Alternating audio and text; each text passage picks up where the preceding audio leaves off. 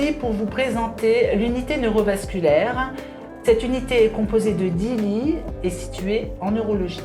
L'unité accueille les patients transférés des soins intensifs neuro pour continuer la prise en soins quand leur état clinique est stable.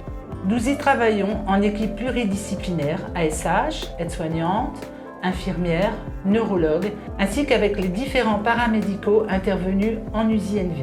La kinésithérapeute pour aider les patients à retrouver un maximum d'autonomie, l'orthophoniste pour la prise en charge des troubles de la déglutition ainsi que des troubles du langage. La diététicienne pour équilibrer les repas en fonction des différents facteurs de risque, comme le cholestérol, le diabète et l'hypertension.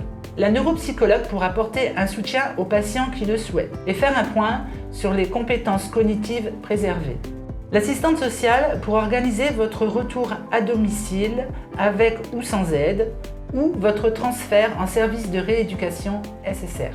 Les demandes de prise en soins peuvent être envoyées dans différents établissements comme Calais, Berck, Elfo, Zuidcote.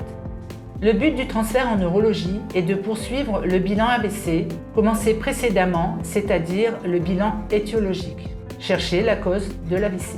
Vous allez ainsi procéder aux examens suivants s'ils n'ont pas encore été réalisés.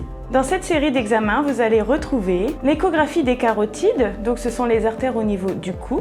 C'est un examen qui sert à visualiser l'aspect des vaisseaux. Il permet de voir les plaques, les dépôts, les sténoses. Ce sont un rétrécissement des artères, mais également toute autre anomalie des vaisseaux ou de la circulation sanguine. L'échocardio transthoracique est un examen d'imagerie qui permet de mesurer, de visualiser et d'analyser le cœur en temps réel. Muscles, valves, péricarde, ainsi que les gros vaisseaux comme l'artère pulmonaire ou l'aorte de manière non invasive, c'est-à-dire sans douleur. Le MAPA, c'est un appareil qui permet d'enregistrer la tension artérielle sur 24 heures à l'aide d'un brassard que l'on met autour du bras. Le Holter ECG est un appareil qui permet de mesurer le rythme cardiaque sur 24 heures ou 72 heures selon la demande du neurologue. Il permet de déceler un trouble du rythme cardiaque. Il peut également servir à contrôler l'efficacité d'un traitement médical. Si les examens précédents reviennent normaux, il est possible que vous passiez une échographie transœsophagienne. C'est un examen qui explore le cœur, les cavités, les valves à l'aide d'un capteur ultrasonore, ce qui permet d'avoir des images de meilleure qualité pour évaluer s'il y a une malformation ou non. Il se peut que vous ayez un bilan sanguin, appelé le bilan AVC du sujet jeune, avec plusieurs marqueurs envoyés sur l'île. Une IRM ou un scanner de contrôle sera renouvelé afin de suivre l'évolution de l'AVC.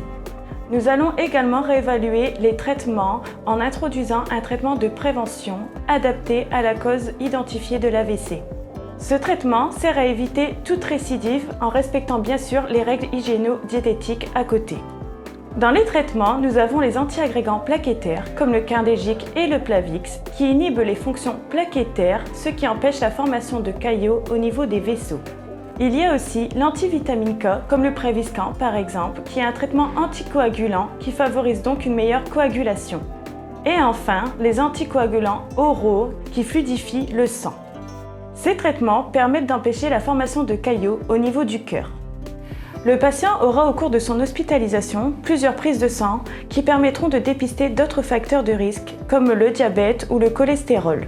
Ce passage en UNV va également vous apprendre à reconnaître les symptômes silencieux de l'AVC, comme la fatigue, l'irritation, troubles de l'attention, et ainsi pouvoir en parler à votre médecin si nécessaire, mais aussi de connaître les démarches administratives et les réglementations vis-à-vis de la conduite automobile. Toutes ces explications et recommandations vous sont données dans un livret lors de votre hospitalisation, afin de bénéficier d'une rééducation précoce de façon à récupérer une autonomie la meilleure possible, en collaboration avec les différents intervenants. Mais aussi de recevoir une éducation thérapeutique qui vous permettra de reconnaître les signes évocateurs d'un AVC et la nécessité d'appeler le 15 dès le début des signes, et d'apprendre à gérer les facteurs de risque, les traitements préventifs. Vous serez revu à quelques mois de la sortie de votre hospitalisation en consultation post-AVC avec l'infirmière de filière AVC et le neurologue. Merci de votre attention.